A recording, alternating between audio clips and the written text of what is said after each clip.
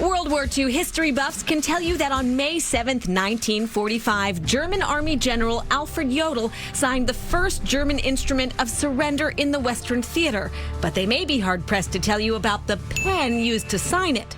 Two Parker 51s belonging to Eisenhower were used. Enter members of the Boston Pen People. And after the Germans were sent packing, there's a photograph of General Eisenhower holding the two pens up in a V for victory with his command staff behind him. David Watts Jr. is club president, and he's very clear that in this group, all pens are not created equal. I've been writing with fountain pens my whole life. Like a lot of kids in the 60s, I experimented with alternate lifestyles and wrote with a ball pen for a little bit in my senior year. Always written with fountain pens since. Fellow fountain pen enthusiast Richard Binder started his obsession after inheriting his grandfather's pen in the 1970s. The catch is the filling reservoir, which is actually a latex sac, had deteriorated and it wasn't usable. This is that pen. Necessity is the mother of invention, and after several failed attempts to find someone to fix the reservoir, Binder, a software engineer by trade, took matters into his own hands. I was entirely self-taught, but that actually gave me an advantage because I could approach it in a way that somebody else might not.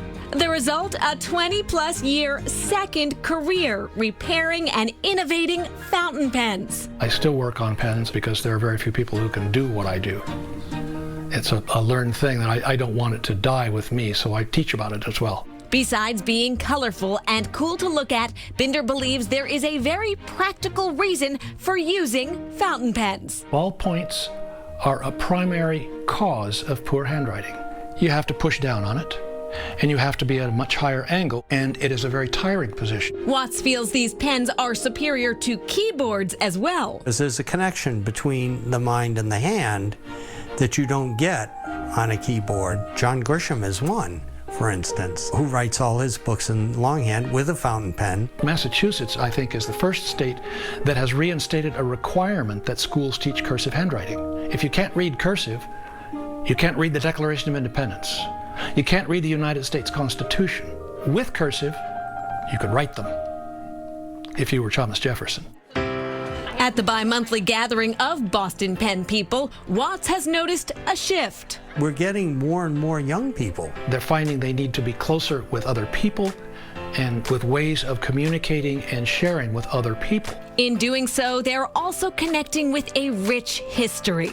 Now, this particular set belonged to a young woman who came from Indiana and thought she needed to serve her country. This woman happens to have been my mother-in-law. At the other end of every pen I work on is a real live human being. And that's what makes it all worthwhile for me.